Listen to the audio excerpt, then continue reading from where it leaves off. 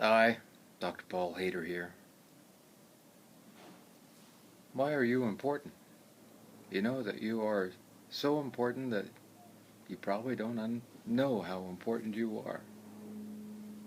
You have a gift and you have something to offer to everyone in the world to make a difference in their lives. There is something that you do that nobody else can do just like you. You can make a difference in somebody's life. You can step out and change somebody else's life.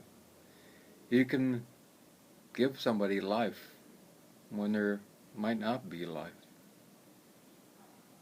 But it all takes going within and understanding that your divinity, yourself, that God lives inside of you, and that the only way to reach that God is to actually meditate and pray and be in silence, go out in nature, and allow yourself to feel the peace that you have deep down inside.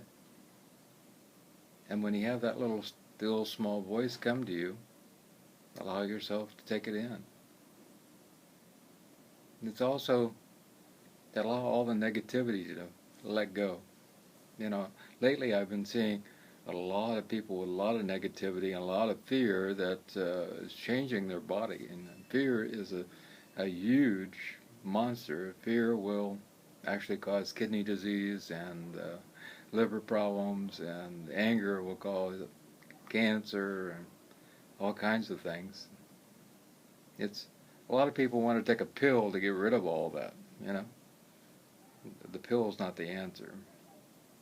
I had a person the other day, he wanted to, I have a lot of fear, what can you give me to take care of that? It doesn't work that way. We work from our thinking into our body, and we allow ourselves to heal. And if we have a bunch of thinking which is negative or anxiety making, then we cause all kinds of fear in our body. We cause all kinds of anxiety in our body. And that starts a cascade of processes that happen chemically within our mind and within our body. And we start building up acids and different things that cause changes. So it's really important that we allow ourselves to have the correct thinking. And what is correct thinking? Thoughts of love, thoughts of peace, thoughts of contentment, thoughts of being in the here and now, thoughts of allowing ourselves to just be joyful no matter what's going on. There was once a person, and they were driving down the road with a bunch of other people, and they saw the carcass of a dog that got hit, and everybody was going, "Oh, look at that! That's terrible! That's terrible!" And it had died there. And one of the people in the car just exclaimed, "Boy, he had a nice bright white teeth." And that's kind of an extreme example, but to find that which is beauty, even in the midst of something terrible, is a pretty amazing thing to do. You know, it's kind of like Buddha holding up a flower and saying, "What is this?" You know, and people said, "Oh, it's a flower," and you know, it smells like a beautiful rose, and the person in the back just smiled, and Buddha said, "Yes." So allow ourselves to be in that place of peace, a place of love, a place of seeing the good no matter how dark it gets. That is true divinity that we have deep down inside.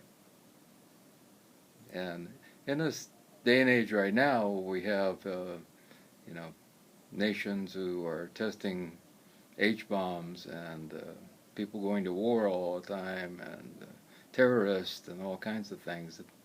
We need this more than ever.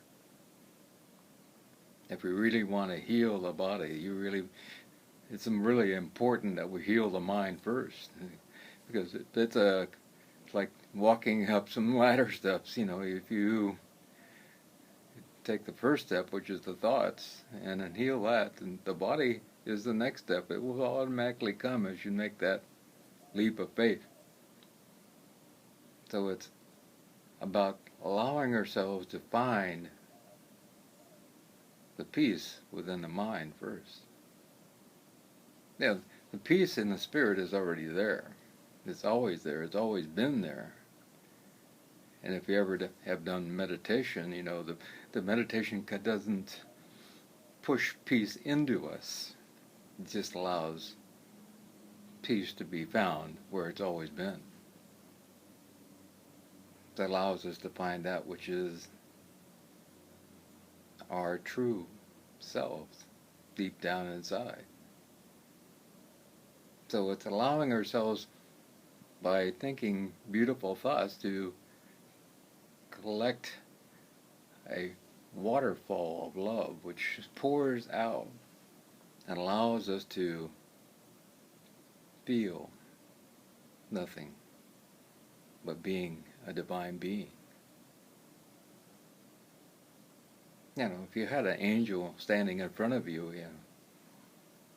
you would feel that presence of divinity, and you would go, wow, and you'd feel that joy and that bliss and all of that true love. And the thing is, you have an angel standing in front of you in the mirror.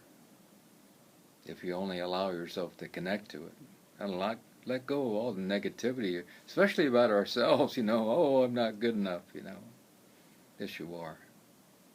You always have been. And a lot of people say, why did God do that to me? Why did He bring all these troubles? Well, we're supposed to learn lessons. And God, the universe, the infinite field has always been there for us, Nirvana is always there when we pass over. That peace, it's always there inside our heart if we look just a little deeper. And we have this karma which allows us to learn lessons. But are we learning the lessons? Allow ourselves to find that peace, to find that capability to heal ourselves deep down inside, that capability to extend that love by embracing those around us and passing that love on to them. And when we do such a thing, the whole world embraces itself and everything changes. And boy, do we need that now. So I ask you to embrace the love of your heart, the love of God, which is deep down inside. To embrace the peace in your mind, which you can bring about. You can do that with every single thought. I love you.